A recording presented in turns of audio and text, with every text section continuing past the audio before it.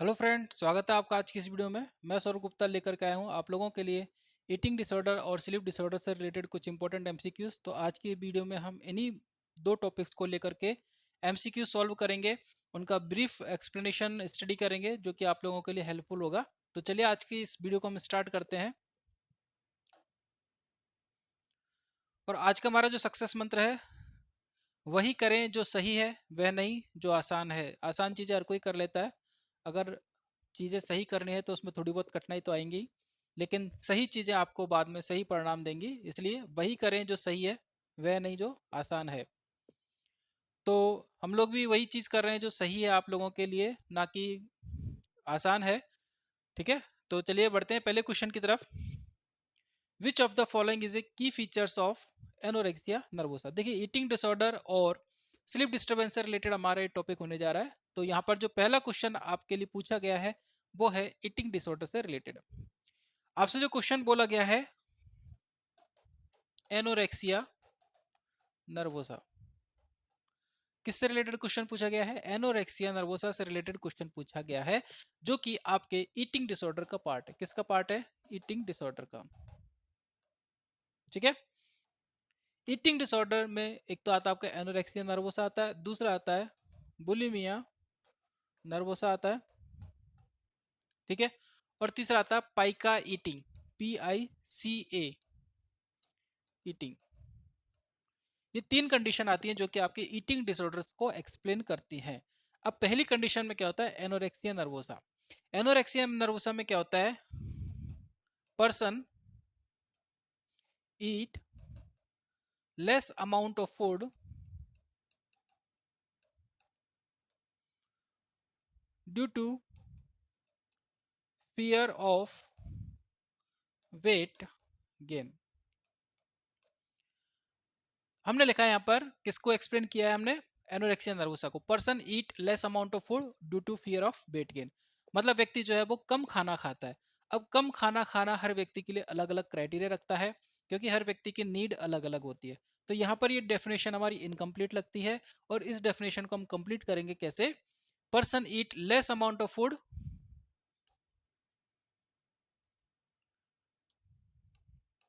As per body requirement. आपके शरीर को जितनी जरूरत है उस जरूरत से कम अगर आप खाना खाते हैं तो फिर वो कंडीशन कहलाती है एनोरेक्सिया नर्वोसा। लेकिन जरूरत से कम खाना खाना हो सकता है आपके डाइट प्लान में शामिल हो, उसको भी हम एनोरेक्सिया नर्वोसा क्लियरली डिफाइन नहीं कर सकते।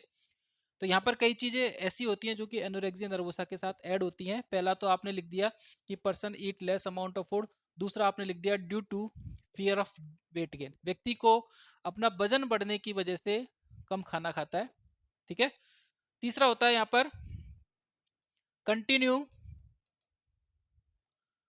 डाइट प्लान एंड फियर, मतलब डाइट प्लान भी कंटिन्यू रहेगा और फियर भी कंटिन्यू रहेगा, इवन इफ पर्सन इज क्या है? पर्सन क्या है? अंडरवेट।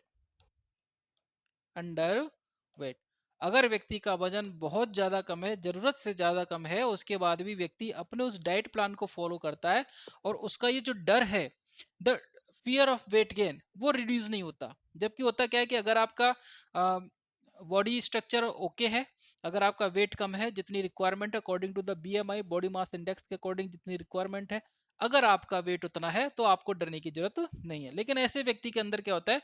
डर खत्म नहीं होता। अगर उनका वेट लगातार कम हो रहा है उसके बाद भी ये डर खत्म नहीं होता। So that is the characteristic features of anorexia nervosa, that the person eat less amount of food, किससे कम? Less than body requirement, and the second one is the fear of weight gain. ठीक है, जिसकी वजह से व्यक्ति खाना कम खाता है। क्लियर है? अब आपसे क्वेश्चन में क्या पूछा गया है वो हम देख लेते हैं। Which of the following is a key features of anorexia nervosa? Intense fear of weight gain, ये हमको देखने को मिलेगा। दूसरा है आपके excessive consumption of food followed by purging.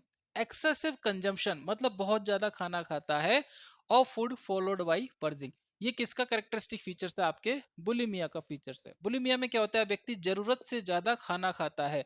Anorexia and bulimia दोनों अपोजिट कंडीशन है। एनोरेक्सिया में व्यक्ति जरूरत से कम खाना खाता है, बुलिमिया में व्यक्ति जरूरत से ज्यादा खाना खाता है। ठीक है। और इसमें क्या होता है, पर्जिंग होती है। पर्जिंग का मतलब होता है सेल्फ इंड्यूस्ड वॉमिटिंग, ठीक है। सेल्फ इंड्यूस वॉमिटिंग होती है, उसको अपन बोलते हैं पर्जिंग। तो व्यक्ति क्या करता है, खाना तो खा लेता है, फिर उसको गिल्ट होता है कि मैंने ज्यादा खाना खा लिया, और साथ के साथ उसको डर भी होता है कि मेरा वेट गेन हो जाएगा, ठीक है। लेकिन हालांकि इस डर को हम इस डर के साथ कंपेयर नहीं कर सकते जो कि एनोरेक्सिया नर्वोसा में देखने को मिलता है। तो यहाँ पर जो फियर होता है वो एनोरेक्सिया नर्वोसा का कैरेक्टरिस्टिक फीचर्स है, ठीक है। यहाँ पर फियर होगा, और उस फियर के लिए कंपनसेटरी मैकेनिज्म जो यूज करेगा वो क्या करेगा, सेल्फ इंड्यूस्ड वॉमिटिंग, अपने उस खाने को बाहर निकालने की कोशिश करेगा। After eating the large amount of food, the person tried to induce the self-vomiting. That the process, that activity is known as the purging. ठीक है. So this is the characteristic features of bulimia nervosa. So this cannot be the answer. Third one is recurrent episode of binge eating. Recurrent episode of binge eating. Binge eating also the part of bulimia nervosa. Bulimia nervosa का जब question आएगा तो उसको हम detail से समझेंगे, ठीक है। और चौथा है आपका use of substance to avoid sleep. Sleep को हटाने के लिए, कम करने के लिए हम क्या कर रहे हैं, सब्सटेंस का यूज कर रहे हैं। तो ये तो वैसे भी आपके ईटिंग से रिलेटेड है ही नहीं ऑप्शन, तो ये ऑप्शन वैसे भी आपका नहीं रहेगा, ठीक है। बाकी के जो दो ऑप्शन बचते हैं, सेकंड एंड थर्ड, ये आपके विंज ईटिंग से रिलेटेड हैं, that means the bulimia nervosa से रिलेटेड है। फर्स्ट ऑप्शन जो है वो आपको किसका इंडिकेट करता है, आपके एनोरेक्सिया नर्वोसा को इंडिकेट करता है, जो कि हमने यहाँ पर स्टडी किया। तो आपका ऑप्शन रहेगा क्या, ए। बढ़ते हैं नेक्स्ट क्वेश्चन की तरफ। सेकंड देखिए, पूछ लिया हमसे bulimia nervosa is characterised by, bulimia nervosa जो होता है वो किसके द्वारा कैरेक्टराइज्ड होता है, मतलब उसके सिम्टम्स क्या क्या है। तो पहले ऑप्शन पढ़ लेते हैं हम लोग, severe restrictions of food intake. Severe restrictions of food intake, ये किस में हमको देखने को मिलेगा, एनोरेक्सिया नर्वोसा में देखने को मिलेगा। ये हमको एनोरेक्सिया नर्वोसा में देखने को मिलेगा। दूसरा है recurrent episode of binge eating. Binge eating is the characteristic features of bulimia nervosa. तो यहां पर हमको आंसर मिलता है two. Fear of food contamination, ये आपको ओसीडी में देखने को मिल सकता है। Constant worry about physical health, ठीक है, ये आपको बॉडी डिसमॉर्फिक डिसऑर्डर में देखने को मिल सकता है, ठीक है। Constant worry about the physical health, इसके भी अलग अलग क्राइटेरिया है। तो क्या क्या क्राइटेरिया पर्सन के मन में चल रहा है उसके अकॉर्डिंग हम डायग्नोस कर सकते हैं, but this is not the characteristic features of the bulimia nervosa. अब हम समझ लेते हैं बुलिमिया नर्वोसा होता क्या है।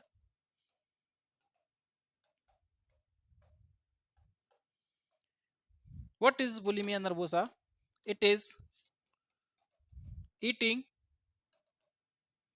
more amount of food as per body requirement. It is consuming more amount of food as per body requirement। इसका मतलब क्या है कि बॉडी को जितनी जरूरत है उससे ज्यादा फूड कंज्यूम किया जा रहा है, बॉडी को जितनी आवश्यकता है उससे ज्यादा खाना खाया जा रहा है। सो वो कंडीशन आपकी आएगी बुलिमिया नर्वोसा में। लेकिन केवल ज्यादा खाना खाना बुलिमिया का कैरेक्टरिस्टिक फीचर्स नहीं है, ये इसका एक पार्ट है, इसका एक फीचर्स है, लेकिन अलोन ये जो कंडीशन है, ये जो सिचुएशन है ज्यादा खाना खाने की, वो अकेले बुलिमिया को एक्सप्लेन नहीं कर सकती। इसके साथ कुछ और टर्म्स एंड कंडीशंस आती हैं, तो वो क्या है वो देख लेते हैं।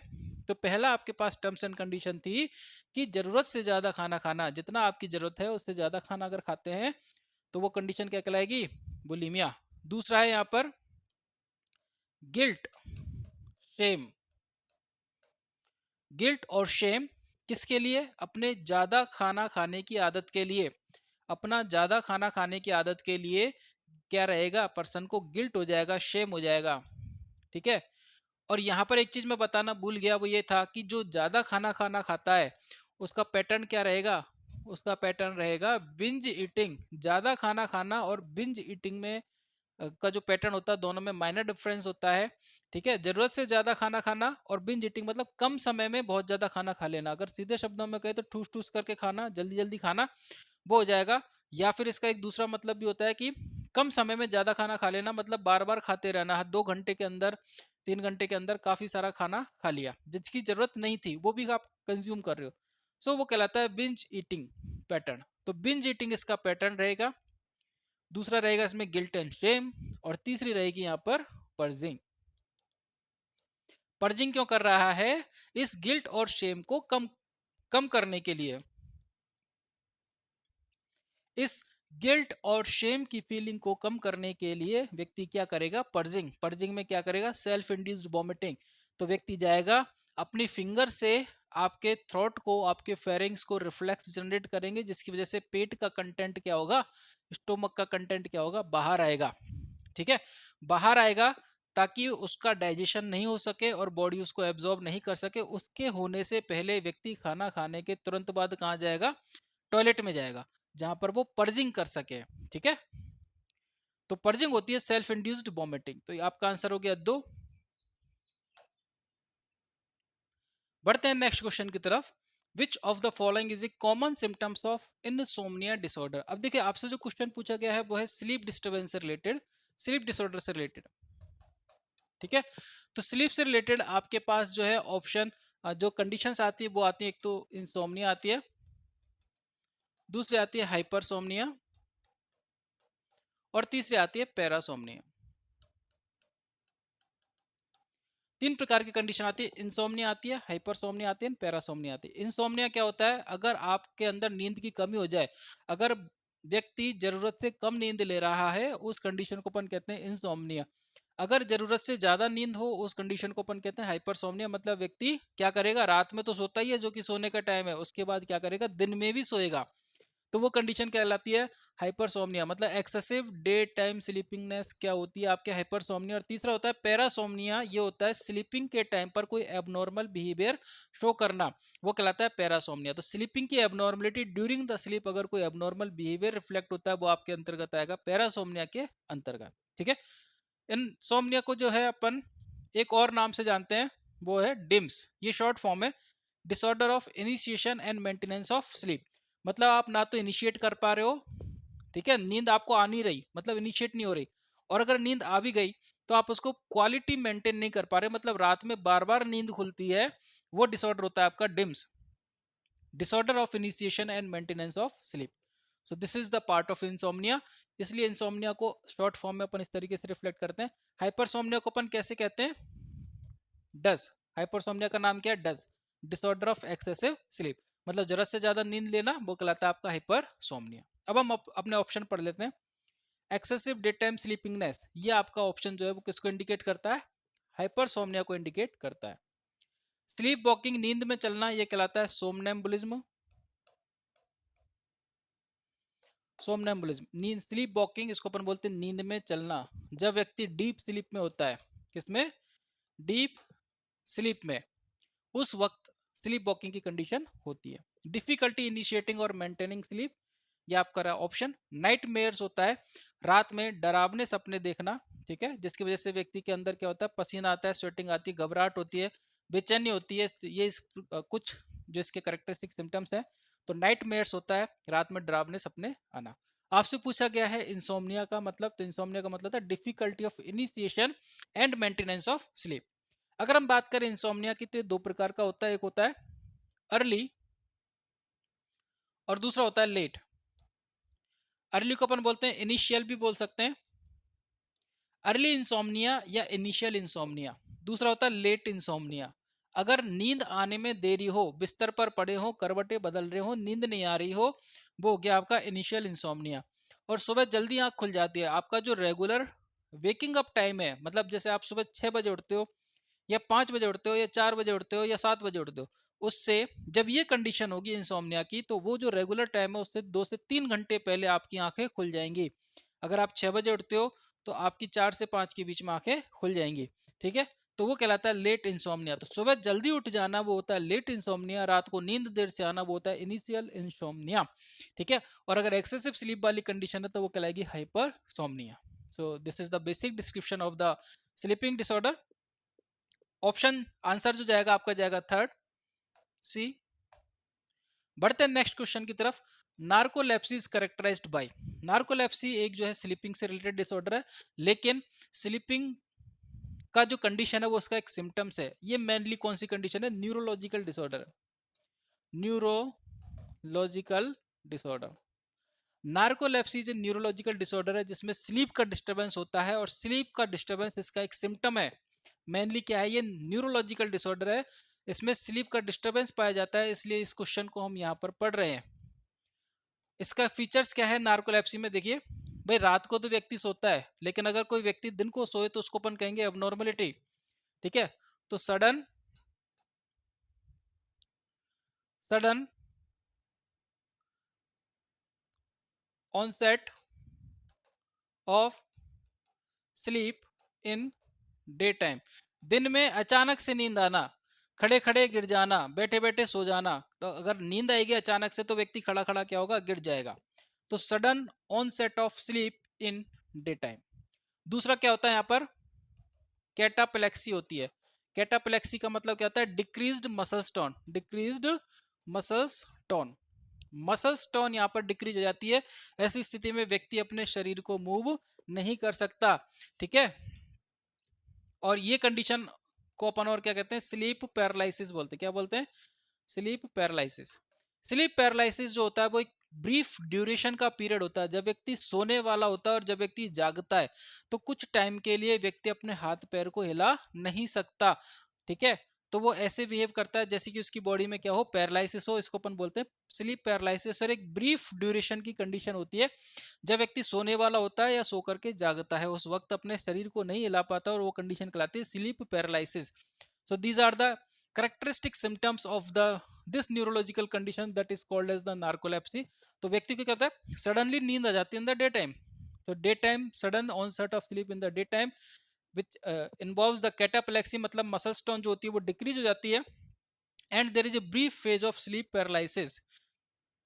क्लियर है, so that is the narcolepsy. अब इसमें क्या होता है,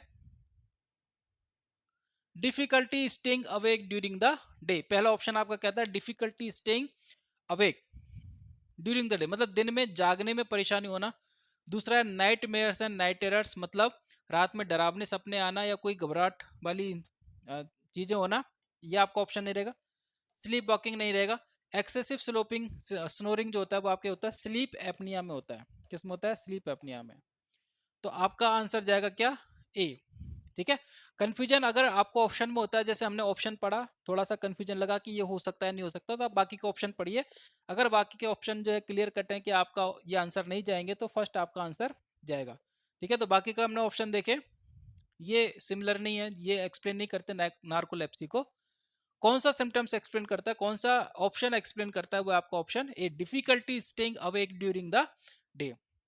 क्लियर है, वो कंडीशन होती है नार्कोलेप्सी।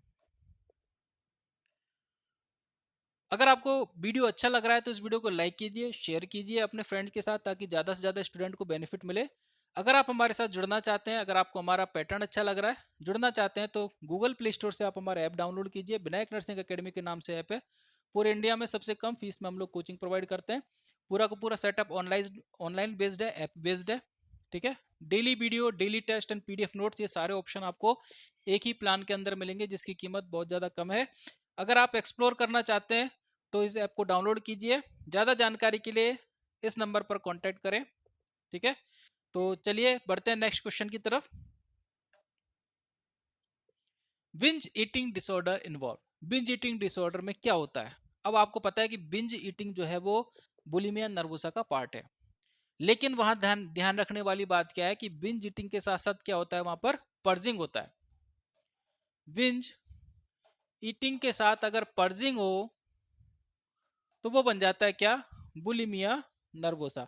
बिंज ईटिंग के साथ अगर पर्जिंग हो तो वो बन जाता है बुलिमिया नर्वोसा, लेकिन अगर बिंज ईटिंग के साथ पर्जिंग नहीं हो तो वो बन जाता है binge eating disorder. Restricting food intake to maintain low body weight, body के वेट को कम मेंटेन करने के लिए खाना कम खाना, ये किसका लक्षण है, एनोरेक्सिया नर्वोसा का। किसका फीचर है ये, एनोरेक्सिया नर्वोसा का। Recurrent episode of eating large quantities, मतलब लार्ज क्वांटिटीज को खाना जिसका बार बार रिकरेंस होता है, of food without subsequent purging, अगर सब्सिक्वेंट पर्जिंग नहीं है तो। So this can be your answer, but we will go through the other option also. Excessive exercise to compensate for overeating, अगर आपने ज्यादा खाना खाया है तो उसको कंपनसेट करने के लिए, उतनी कैलोरीज को बर्न करने के लिए आप क्या करते हो, ज्यादा एक्सरसाइज करते हो। सो that is not the example of binge eating Next option is an intense fear of gaining weight. Intense fear of gaining weight also the characteristic features of anorexia nervosa. ये भी किसका फीचर्स है? आपके anorexia nervosa का features है। तो आपसे जो पूछा गया है बिंज ईटिंग डिसऑर्डर, वो कौन सा आंसर जाएगा आपका? सेकंड। बढ़ते हैं नेक्स्ट क्वेश्चन की तरफ। ए पर्सन विद हाइपरसोमनोलेंस, हाइपरसोमनोलेंस मतलब नींद जाना ज्यादा आना, ठीक है। हाइपरसोमनोलेंस, सोमनोलेंस जो है वो एक कंडीशन है, एबनॉर्मल ड्राउजीनेस है। ड्राउजीनेस कब? डे टाइम, क्योंकि रात को तो हर कोई सोता है, इसलिए जो भी अबनॉर्मलिटी होगी, अगर व्यक्ति दिन में ज्यादा सो रहा है तो वहां पर हम स्लीप डिसऑर्डर उसको इंडिकेट करेंगे, उसको रिफ्लेक्ट, उसको कंसीडर करेंगे, ठीक है।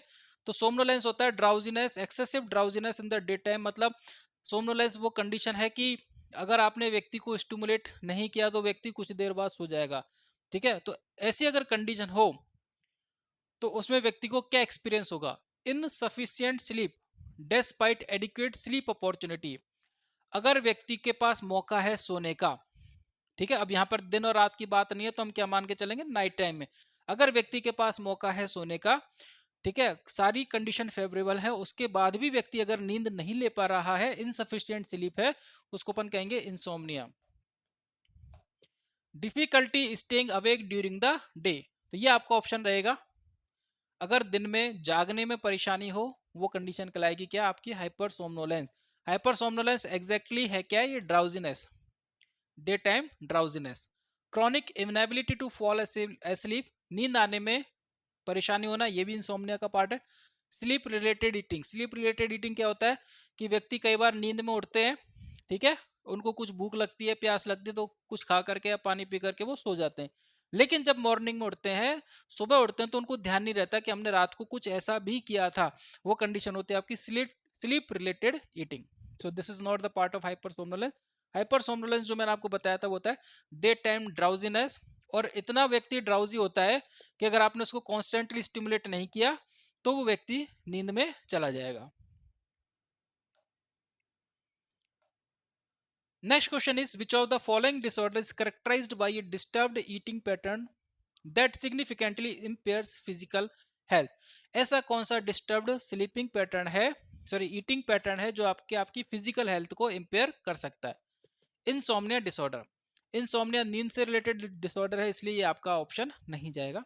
Vij eating disorder, anorexia nervosa, ये दो आपके ईटिंग डिसऑर्डर हैं। और फोर्थ जो ऑप्शन है हाइपरसोमनिया, ये भी आपका स्लीपिंग से रिलेटेड है, इसलिए आपका ऑप्शन नहीं रहेगा।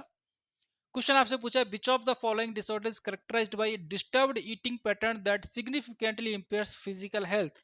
अगर हम बात करें विंज ईटिंग डिसऑर्डर की, तो यहाँ पर व्यक्ति क्या होता है, खाना खाता है, पर्जिंग भी नहीं होती, तो यहाँ पर एक चांसेस बनता है, कॉम्प्लिकेशंस बनता है किसका? ओबेसिटी का। ओबेसिटी का एक रिस्क क्रिएट होता है यहाँ पर, ठीक है, लेकिन यहाँ पर व्यक्ति इसको हेल्दी तरीके से कंपनसेट भी कर सकता है।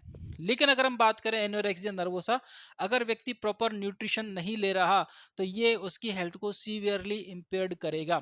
और मोस्ट कॉमन कॉम्प्लिकेशंस जो होता है फीमेल में, क्योंकि मोस्टली ये फीमेल्स में पाई जाने वाली कंडीशंस है, ठीक है, और एडोलेसेंट्स गर्ल्स में मोस्ट कॉमनली होती है, तो उनके अंदर मोस्ट कॉमन कॉम्प्लिकेशंस क्या होता है? एमिनोरिया। इसके अलावा अगर जनरली बात करें, सेकंड नंबर पर कार्डियक प्रॉब्लम्स, ठीक है। तो amenorrhoea is the most common complications related to the anorexia nervosa. तो आंसर जाएगा यहां पर third, C. Next question is sleep walking typically occurs during which stage of sleep. Sleep walking जो होता है वो नींद की किस स्टेज में होता है? तो यहाँ पर ध्यान रखेंगे कि जो दो प्रकार की स्लीप होती है, एक होती है REM स्लीप और दूसरी है NREM स्लीप। व्यक्ति जो डीप स्लीप में जाता है वो किस में जाता है? डीप स्लीप जो कंडीशन होती है वो NREM स्लीप के टाइम पर आती है। स्लीप वॉकिंग जो होता है वो डीप स्लीप के टाइम पर होता है। कब होता है? डीप स्लीप के टाइम पर। REM जो स्लीप होती है वो सुपरफिशियल स्लीप होती है, मतलब यहाँ पर व्यक्ति को जगाना आसान होता है, लेकिन डीप स्लीप में व्यक्ति को जगाना मुश्किल होता है। इसलिए जो लोग नींद में चलते हैं उनको आसानी से जगाया नहीं जा सकता, उनको अवेयर नहीं किया जा सकता, ठीक है। तो sleep walking typically occurs during which stage of sleep? It is deep sleep. REM sleep वो कंडीशन होती है जिसमें व्यक्ति को क्या आते हैं? ड्रीम्स आते हैं। तो nightmares and night terrors, ये दोनों कंडीशंस किस स्टेज में देखने को मिलेंगे आपको? आरईएम स्लीप में देखने को मिलेंगे। Next is night terrors are most commonly seen in adults with PTSD. Night terrors जो है, नाइट टेरर्स और नाइट मेयर्स में अंतर क्या है? नाइट मेयर्स में व्यक्ति को डरावने सपने आते हैं, उसी तरीके से नाइट टेरर्स में भी कोई डरावना सीन या सपना देखता है। दोनों में अंतर क्या है कि नाइट मेयर्स में घबराहट होती है व्यक्ति को, ठीक है, और बेचैनी होती है, पसीना आता है। लेकिन नाइट टेरर्स में क्या होता है? व्यक्ति को इतना डर लगता है कि वो चीख करके, शाउटिंग, स्क्रीमिंग, ठीक है, स्क्रीम करता है और चिल्ला करके क्या होता है? जाग जाता है। स्क्रीम करता है, चिल्लाता है और जाग जाता है। तो यहाँ पर स्क्रीमिंग, शाउटिंग और वेकिंग अप इंपॉर्टेंट है। उसके बाद जब व्यक्ति जागता है तो उसको पता नहीं रहता कि मैंने क्या देखा, वो होता है नाइट टेरर। जबकि नाइट मेयर्स में व्यक्ति को पता रहता है कि मैंने क्या सपना देखा। तो this is basic difference between the night terrors and nightmares. कब देखने को मिलेगा night terrors? Adults with PTSD, children during non REM sleep. बच्चों के अंदर ये नॉन आरईएम स्लीप में देखने को मिलेगा। कब? इनिशियल स्टेज में, ठीक है। जब व्यक्ति डीप स्लीप की स्टेज में जा रहे हैं तो वहां पर इनिशियल स्टेज में देखने को मिलेगा। अडल्ट्स विद डिप्रेशन, ये आपके स्लीप से रिलेटेड नहीं है। अडल्ट्स विद इंसोम्निया, ये आपके जो है पैरासोम्निया से रिलेटेड ऑप्शन नहीं है। तो ये तीन ऑप्शन आपके क्लियर हो गए। यहाँ पर आंसर जाता है आपका 2, children during non REM sleep. Next is the primary symptoms of parasomnia. Parasomnia का प्राइमरी सिम्टम्स क्या है? Difficulty in maintaining sleep. Difficulty in maintaining sleep ये आपका इंसोम्निया से रिलेटेड है। Abnormal behaviours during sleep such as sleep walking और night terrors. Yes, अगर आप सोने के टाइम पर कोई एबनॉर्मल बिहेवियर शो करते हैं, जैसे नाइट मेयर्स हो रहा है आपको, नाइट टेरर्स हो रहे हैं, एन्यूरेसिस हो रहा है, एन्यूरेसिस भी इसका पार्ट है, ठीक है। स्लीप वॉकिंग, स्लीप वॉकिंग का जो टर्मिनोलॉजी है उसको अपन क्या बोलते हैं? सोमनैम्बुलिज्म। स्लीप वॉकिंग को दूसरा नाम क्या है? सोमनैम्बुलिज्म। एक्सेसिव स्लीपिंगनेस ड्यूरिंग द डे, दिन में बहुत ज्यादा सोना, ये आपका हाइपरसोम्निया हो गया। तो हाइपरसोम्निया और लास्ट क्वेश्चन में हमने पढ़ा था हाइपरसोम्नोलेंस, तो दोनों में डिफरेंस क्लियर हो जाना चाहिए। हाइपरसोम्निया का मतलब था दिन में ज्यादा नींद आना, और दिन में ज्यादा उनीदापन रहना। मतलब नींद आ सकती है आपको, आप इतने मतलब नींद के उसमें अट्रैक्शन में हो कि नींद आपको आ सकती है, लेकिन आप जगे हुए कंडीशन में हो। तो नींद आने से पहले जो कंडीशन होती है जिसको कि अपन बोलते हैं उनीदापन, वो वाली कंडीशन कहलाती है सोमनोलेंस। तो हाइपरसोम्नोलेंस जो होता है वो डिफरेंट होता है, हाइपरसोम्निया डिफरेंट होता है, ठीक है। डिफिकल्टी इन वेकिंग अप, ये भी किसका कैरेक्टरिस्टिक फीचर्स है? आपके हाइपरसोम्निया का। ये हाइपरसोम्निया हो गया आपका, हाइपरसोम्निया हो गया, और ये हो गया आपका इंसोम्निया। सेकंड ऑप्शन आपका किसको इंडिकेट करता है? पैरासोम्निया को। ऑप्शन जाएगा बी। उसके बाद बढ़ते हैं हम नेक्स्ट क्वेश्चन की तरफ। Which of the following is a common features of pica? Pica क्या होता है?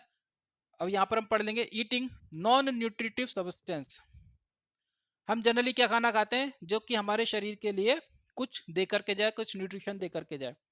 लेकिन हम अगर हम ऐसी चीज खा रहे हैं जिसका हमारे शरीर से कोई लेना देना नहीं है, तो वो कंडीशन कहलाती है क्या? पाइका। अब हम क्या क्या खा सकते हैं? हेयर, बाल खा लिया हमने, सॉइल खा ली, मिट्टी खा ली, ठीक है। इस तरीके के कोई अदर प्रोडक्ट्स जो कि हमारे बॉडी के लिए कैसे हैं? नॉन न्यूट्रिटिव सब्सटेंस, उनको खाना क्या कहलाता है? पाइका कहलाता है। Binge eating followed by purging, ये किस में देखने को मिलेगा आपको? बुलिमिया में देखने को मिलेगा। Refusal to eat specific food group, ये आपको रेस्ट्रिक्टेड फूड वाली कंडीशन में देखने को मिलेगा। फियर ऑफ गेनिंग वेट, ये आपको मिलेगा एनोरेक्सिया में, ठीक है। आंसर क्या जाएगा आपका यहाँ पर? A. Next is which of the following is most characteristic of Kleine Levin syndrome? Kleine Levin syndrome जो होता है वो आपके किससे रिलेटेड है? हाइपरसोम्निया से। तो आपने इसका नाम सुना है या नहीं सुना? लेकिन अगर नहीं सुना तो आपको पता चल जाना चाहिए। कैलिन लेविन सिंड्रोम जो है वो आपके हाइपरसोम्निया से रिलेटेड है, और इसका एक दूसरा नाम भी है। इसको अपन क्या बोलते हैं? Sleeping beauty disorder. इसको अपन बोलते हैं स्लीपिंग ब्यूटी डिसऑर्डर, ठीक है। जिसको कि अपन बोलते हैं Kleine Levin syndrome, sleeping beauty disorder. और ये किसका पार्ट है आपके, हाइपरसोम्निया, जरूरत से ज्यादा सोना। ठीक है, तो excessive day time sleepiness and episodes of prolonged sleep, दिन में बहुत ज्यादा नींद आना और लंबे समय तक सोना। इसमें व्यक्ति कम मतलब 22 से 23 घंटे तक सो सकता है। मतलब दिन में अगर जागेगा पूरे 24 आवर के शेड्यूल में, तो 1-2 घंटे के लिए जाग सकता है, बाकी का पूरा टाइम वो सोता रहेगा।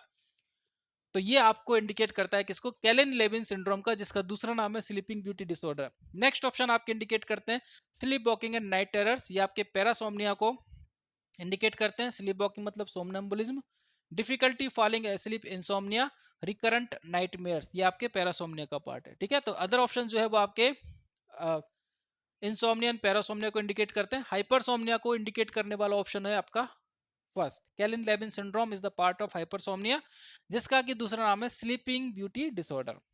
तो बढ़ते हैं नेक्स्ट क्वेश्चन की तरफ। Next is a diagnosis of primary hypersomnia involves. अब देखिए सारे क्वेश्चन ऐसे आ रहे हैं क्योंकि एक छोटा टॉपिक है, ईटिंग डिसऑर्डर और स्लीपिंग डिसऑर्डर, तो कुछ गिने चुने लिमिटेड क्वेश्चन बनते हैं। ठीक है, टर्मिनोलॉजी से रिलेटेड क्वेश्चन बनते हैं, तो उन्हीं चीजों को ध्यान में रखते हुए हम यहाँ पर एमसीक्यूज लेकर के आए हैं। ठीक है, तो समझते चलिए, पढ़ते चलिए, कोई भी डाउट हो तो आप हमको कमेंट कर सकते हैं, प्रॉपर आपको सॉल्यूशन मिलेगा। लेकिन क्वेश्चन इन्हीं से रिलेटेड और छोटी छोटी चीजें हैं जो कि हमारे अंदर कंफ्यूजन क्रिएट कर सकती हैं। कुछ टर्म्स ऐसी हैं जो हमारे कंफ्यूजन करती हैं, हमको समझ में नहीं आती कि इन दोनों के बीच में डिफरेंस क्या है। जैसे हाइपरसोमनोलेंस एंड हाइपरसोमनिया, ये कई बार हो सकता है स्टूडेंट्स को प्रॉब्लम हो। तो मुझे उम्मीद है कि आज ये आपका कंसेप्ट यहाँ पर क्लियर हो गया। आपसे पूछा है प्राइमरी हाइपरसोमनिया को कैसे पहचानेंगे, डिफिकल्टी इनिशिएटिंग स्लीप, ये क्या है, इंसोमनिया। ये सारी चीजें इतनी बार रिपीट हो गई कि अब आपको याद हो जानी चाहिए। Excessive sleep despite sufficient sleep, मतलब आप रात में पूरी नींद निकाल लिए, अच्छे से सो लिए, लेकिन फिर भी आपको दिन में नींद आ रही है। जनरली क्या होता है, अगर हम रात को प्रॉपर नहीं सोते तो हमें दिन में नींद आती है, हमको उनीदापन होता है, ड्राउजीनेस होता है। लेकिन अगर हम रात को प्रॉपर नींद ले लिए और उसके बाद भी अगर हमको दिन में ऐसा हो रहा है, वो फिर प्रॉब्लमेटिक है, वो फिर डिसऑर्डर्ड है, उसको आप ट्रीट कीजिए। ठीक है, उसको आप क्योर कीजिए। तो excessive sleepiness despite sufficient sleep, this is the primary hypersomnia features. Night time awakening, ये कब हो सकता है, नाइट टेरर की कंडीशन में हो सकता है, night time awakening. Fear of going to bed, ये आपके इससे हाइपरसोमनिया से रिलेटेड नहीं है। ठीक है, तो ऑप्शन जाएगा, आंसर जो जाएगा आपका option 2। Next is which of the following is not typically symptoms of sleep apnoea. अब यहाँ पे स्लीप एपनिया की कंडीशन आ गई। तो एपनिया आपको पता है क्या होता है, लॉस ऑफ ब्रीथ, मतलब सांस नहीं ले पाना, वो कहलाता है एपनिया। ठीक है, और स्लीप एपनिया मतलब ड्यूरिंग द स्लीप, जब व्यक्ति सोया होता है तो कई बार वो उसको सांस नहीं आती है, सांस लेने में तकलीफ होती है, उसको अपन बोलते हैं स्लीप एपनिया। ठीक है, तो इसके फीचर्स क्या है, जब व्यक्ति को जब सांस नहीं आ रही तो बॉडी क्या करेगी, उस सांस को खींचेगी। तो उस खींचने की वजह से क्या होता है, फोर्सफुल इंस्पिरेशन की वजह से क्या होता है, एक साउंड आती है जिसको अपन बोलते हैं स्नोरिंग, खर्राटे लेना। ठीक है, तो स्नोरिंग होगा यहाँ पर। उसके बाद क्या होगा, कई बार व्यक्ति की नींद भी खुल सकती है, तो वेकिंग अप हो सकता है, नींद का खुल जाना। अब हम ऑप्शन पढ़ते हैं क्या क्या है। लाउड स्नोरिंग हमको देखने को मिलेगी, episode of breathing cessation, breathing cessation ये तो इसी के नाम पर तो डेफिनेशन के इसी एक्सप्लेनेशन के नाम पर तो टर्म दी है स्लीप एपनिया, क्योंकि यहाँ पे ब्रीदिंग सीजेशन हो जाता है ड्यूरिंग स्लीप। ठीक है, तो ये ऑप्शन भी रहेगा, ये ऑप्शन भी रहेगा। Frequent awakening during the night, अब नींद सॉरी सांस नहीं आएगी, ब्रीदिंग डिफिकल्टी होगी, तो बार बार नींद भी खुलेगी। और नेक्स्ट इज नाइटमेयर्स, तो नाइटमेयर्स तो होता है विविड एंड हॉरर ड्रीम्स को विजुलाइज करना, दैट इज द नाइटमेयर्स। तो आपसे पूछा है कि कौन सा सिम्टम्स नहीं है स्लीप एपनिया का, तो ये सिम्टम्स भी स्लीप एपनिया को इंडिकेट करता है, ये भी करता है और ये भी करता है। कौन सा नहीं करता, नाइटमेयर्स नहीं करता, इसलिए आपका आंसर जो जाएगा वो जाएगा 4 D. Next question is which of the following is a characteristic features of nocturnal enuresis. Nocturnal enuresis मतलब रात में सोते समय बिस्तर पर पेशाब कर देना। कुछ बच्चे ऐसे होते हैं जो कि रात को सोते समय बिस्तर पर पेशाब करते हैं। जनरली ये फिजियोलॉजिकल प्रोसेस है, बच्चे जब छोटे होते थे ऐसा करते हैं, लेकिन बड़े होते जाते हैं तो वो उनका जो कंट्रोल है स्फिंक्टर पर वो बढ़ता जाता है और उसकी वजह से ये आदत उनकी छूट जाती है। लेकिन ऐसे बच्चे जिनके अंदर इमोशनल प्रॉब्लम्स है उनका जो ये आदत है, स्फिंक्टर कंट्रोल होने के बावजूद भी उनका जो टॉयलेट है वो बिस्तर पर निकल जाता है रात को सोते समय, उसको अपन बोलते हैं नॉक्टर्नल एन्यूरेसिस। ठीक है, तो कौन सा ऑप्शन है जो कि इसको एक्सप्लेन करता है? ऑप्शन पढ़ते हैं, bed wetting during sleep in individuals who are otherwise developmentally able to control their bladder. ये ऑप्शन ध्यान से पढ़िए, अदरवाइज डेवलपमेंटली एबल, मतलब डेवलपमेंटली तो उसके अंदर वो पावर है, वो कंट्रोलिंग पावर है कि अपने स्फिंक्टर को कंट्रोल कर सके और बेड वेटिंग को अवॉइड कर सके, लेकिन फिर भी नहीं कर पा रहा, वो कंडीशन कहलाती है nocturnal enuresis. Difficulty initiating sleep due to fear of bed wetting, अगर बेड वेटिंग की वजह से, बिस्तर गीला करने की वजह से नींद नहीं आ रही है, तो क्या उसको अपन नॉक्टर्नल एन्यूरिसिस कहेंगे? नहीं कहेंगे, क्योंकि एन्यूरिसिस का मतलब ही खुद क्या होता है? Bed wetting, bed batting. और नॉकटर्नल का मतलब था रात में, तो रात का मतलब बिस्तर पर जब व्यक्ति सोया होता है तब। Frequent awakening due to the need to urinate, अगर टॉयलेट करने की इच्छा हो, यूरिनेट करने की इच्छा हो, उसकी वजह से नींद बार बार खुलती है, तो क्या उसको अपन नॉक्टर्नल एन्यूरिसिस कहेंगे? नहीं। Compulsive water drinking before bed time, सोने जाने से पहले अगर आपको पानी पीने की इच्छा होती हो कि आपको पानी पीना ही है, सोना है, तो क्या उसको अपन कहेंगे? नहीं। ये आपके ओसीडी का पार्ट हो सकता है, कंपल्शन का पार्ट हो सकता है, but it can not be the part of nocturnal enuresis. First option है जो कि आपकी इस टर्म को प्रॉपरली एक्सप्लेन करता है, और इसलिए आपका आंसर जाएगा ए। तो आज की वीडियो में इतना ही। आज की वीडियो में हमने ईटिंग डिसऑर्डर से और स्लीप डिसऑर्डर से रिलेटेड एमसीक्यूज को सॉल्व किए। इनसे रिलेटेड अगर आपके मन में कोई भी डाउट हो तो आप हमसे कमेंट कर सकते हैं। बाकी टॉपिक आज का अच्छा रहा, मेरी तरफ से मैंने आपको बेस्ट देने की कोशिश की है। फिर भी कोई डाउट रहता तो आप मुझे कॉन्टेक्ट कर सकते हैं। Thank you very much.